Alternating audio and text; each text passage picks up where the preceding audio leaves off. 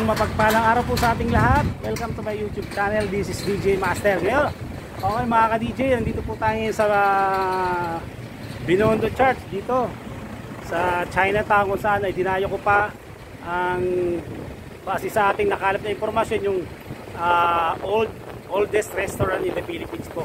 Dito tayo ngayon. Walang iba kundi ang Toho, ayan po, Pansiteria Antigo. Yan, pwede yan po. Since 1988 po, yan. Tinayo po ito, kaya talagang matagal-tagal na po. Okay. Okay, yan. Samahan nyo ako para malaman natin kung talagang gaano kasarap yung pansit nila rito, yung authentic Chinese pansit talaga yung pagluluto nila. Talagang kung bakit ba dinadayo, tsaka bakit kumagal tong restaurant na ito, ha? Oldest restaurant in the Philippines po, mga ka-DJ. Okay, samahan niyo po ako. Pasukin natin ang Toho Pansiteria Antigo.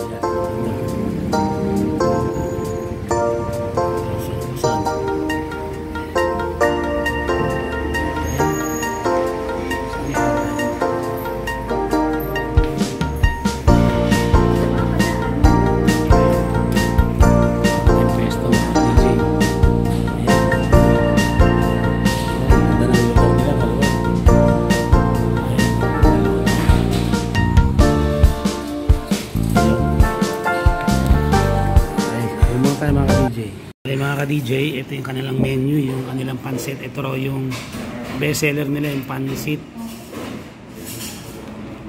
canton. Ayan. Pero parang gusto ko i-try yung pansit canton lechon, with con lechon. Ayan. Small lang, good for 2 to 3 persons na. Ayan. Tsaka itong lumpiang Shanghai. Nasaan yan? Lumpiang Shanghai. Ay, tumalun. Sorry. Ito yung kanyang lumpiang Shanghai. Ayan, yung pork, yung small din, 260 pesos. So, itong pansit canton lechon, yan yung small. Try natin, ito yung best seller. Naku, ito yung matitikman na natin yung pansit, na kung saan ito yung pinakauna-unahang restaurant, pinakamatandang restaurant sa Pilipinas po, ha. Since 1888 pa po. At base sa nakalap nating informasyon, nag-saliksik tayo ng konti, nakakain na rito ang ating national hero na ayun mga ka-DJ, base nga sa ating na-research, itong Toho Pansiteria Antigo ay oldest restaurant in the Philippines, at nagkataon nandito siya, located siya rito sa Binondo, kung saan ito ang oldest Chinatown, world's oldest Chinatown po, ang matandang Chinatown sa buong mundo.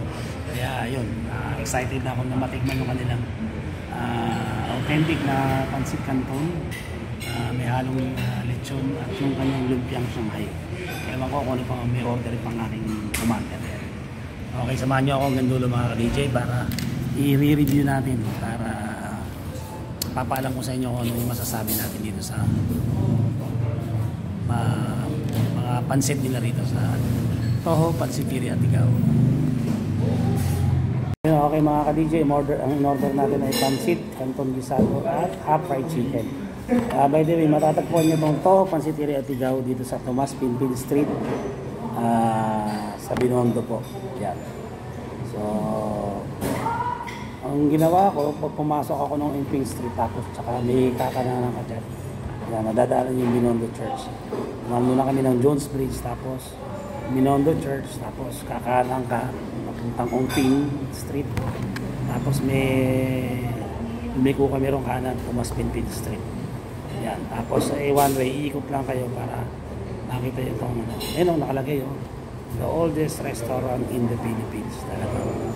So malaking karangalan na makakain dito. At ang ating pambansang bayani na si Jose Rizal, nabanggit nga sa ating research na nakakain na rin dito, at si Andres Bonifacio. So grabe ka naman, matagal na ito, matanda. Sige, tayo natin, order natin mga DJ. Bayan, ito po yung oldest restaurant in the Philippines na nakalagay. Grabe, hindi ko kalay marating natin ito. Okay, balik ka rito. Ang laki yung ano nila, lugar nila. Mga DJ, ito na yung ating in-order. Ito yung kanilang Pancit Canton Guisado. Yan ang binabalik-balikan. Since 1988 po itong restaurant. Oldest restaurant in the Philippines. At saka ang kanilang fried chicken. Matitikman natin. Umorder lang tayo ng isang rice lang para mabigat natin. No? Tapos ito yung pang sausawa nila yung sauce. Tapos may chili. Yan. Okay. Sige. Tikman natin. Ha? Hatulan na natin to kung talagang masarap nga ba rito ang pancit nila. Okay mga ka-DJ, itikman na natin ang kanilang. Tingnan natin ang ano.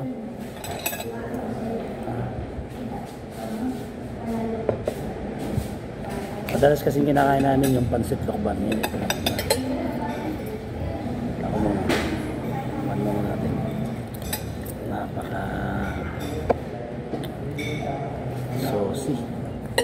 Ini mga ka-DJ. Mainit.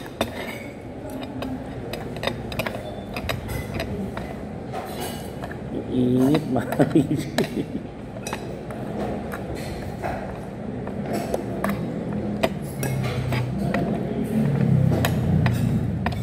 Ayan. At ni matitikman na namin tong pansit lang to.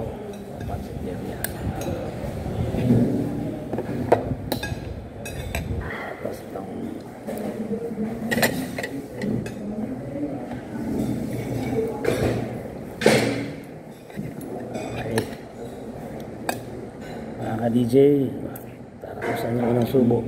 Yan natin. Mana siya, ma-saucy.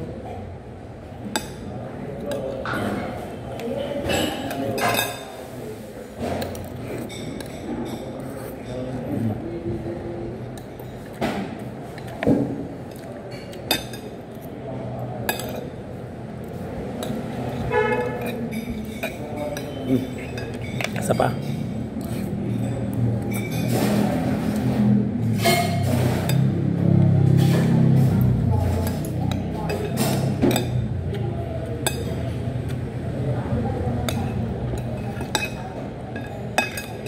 Tama lang.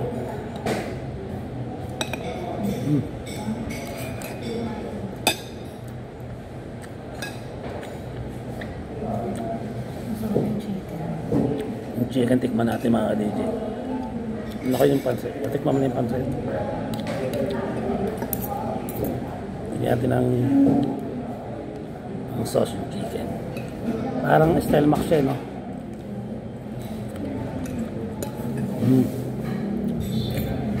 Malasa.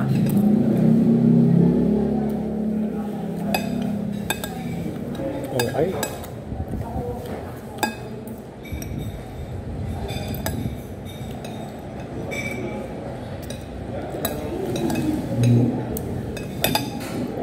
Okay, nilugin punta natin dito. Para dumayo pa tayo ng Binondo. Para makakain lang dito sa oldest restaurant in the Philippines po, mga DJ. Okay siya. Approve.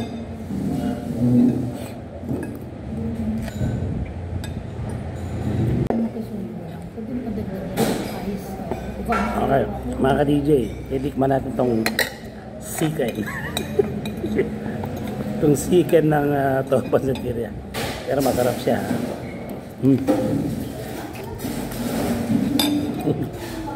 Yan kasi pag-pronounce niya Diwata, chicken. Chicken Joy.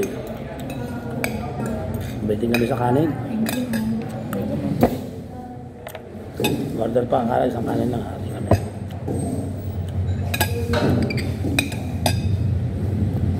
Mananawa ka pag walang kanin. Ha? Wala ko naka-off kanina. Okay lang.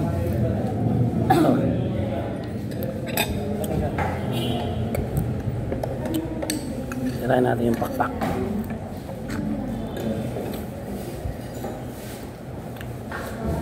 Sarap.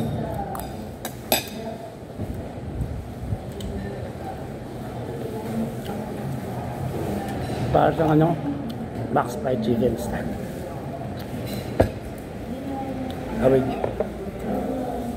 Kung hindi mo titignan, pagkakamali ko siya max.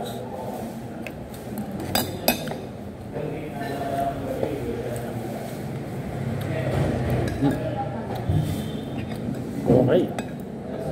Okay mga ka-DJ, yun nga, confirm nga po. Ayun nga, kailangan ko yung isang crew dito na nabanggit kasi sa yung ginugil ko, nakakain na si Jose Rizal ang ating national hero, even Andres Bonifacio. Totoo nga daw. At ang nag-handle ngayon ito ng Toho Pansiteria at Tiga ay 4th generation na.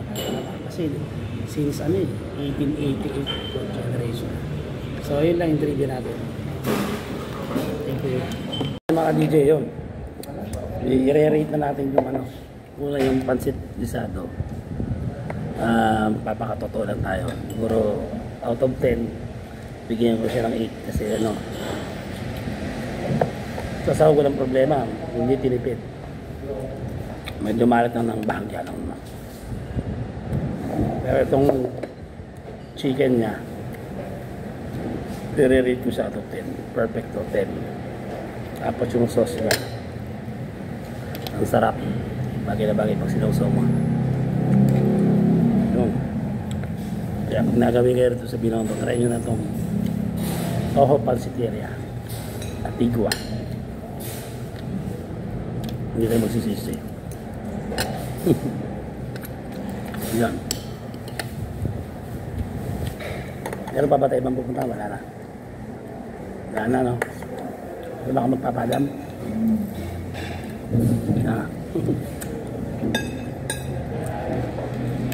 So yan mga ka-DJ, at least narating din natin itong yung research ko pa, yung oldest restaurant ng Philippines. Ito nga, ito ang Toho Pansiteria Antigua, located dito sa Tomas Pinpin Street dito sa Chinatown, sa Binondo. Kaya pag nagawin ko, try nyo rito para matikman nyo naman yung ito yung mga nakainan ng ating mga pampansang bayani, si Jose Rizal, si Andres Bonifacio, no? Kumain din daw dito. Ano na katagal na to since 1888. Grabe.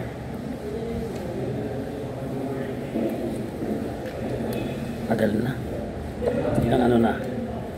1998. 1898. Grabe. 100 years na mahigit. Yun. Saan tayo? Dito natin tatapusin ang ating vlog nito. Pero bago ako magtapos, shoutout sa aking dalawang anak. Kain pa yun. I love you, Gabi Azucena. Shoutout anak. Dito si Daddy sa Binondo, sa Chinatown. Sa aking anak na si Christian J. Azucena, the estudyante trader. May anak, dinayo ko pa ang oldest restaurant in the Philippines. Sa aking mga subscribers, unti-unti nadadagdagan tayo as of now. Tayo ay 795 na po. 795 subscribers. Shoutout sa lahat ng aking mga subscribers. Yung iba hindi ko kilala, maraming salamat po. Napakalaking bagay po sa akin yun para mas lalo akong sumikap na mapaganda ko pa yung mga video na alam ko may nakaka-appreciate. Kasi mga content ko lahat may kinalaman sa pagkain.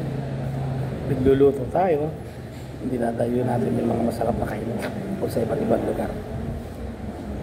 Marami-rami na tayo na nakakainan. Umabot pa tayo Lokbang, Quezon, sa Tagaytay, sa Pililla, Rizal, dyan, sa Tanay, Marilaki, marami dyan. So yun po, sa aking mga dating estudyante, shout out. Ating kaibigan dyan sa Marikina, ating kapareha, yan, John. Hello sa aking mother, Mama Lydia, ma. Enjoy lang tayo. Kaya Nanay Raquel, yan. Yung kinabaring pinsa ka lang nakasawa kay Ma'am Aida de la Cruz yan. Sa lahat, mga hindi ko na mawala. Maraming salamat. So yun, pansamantala nagpapaalam po si DJ Master. Nagsasabi, laban lang. God bless you all. Bye.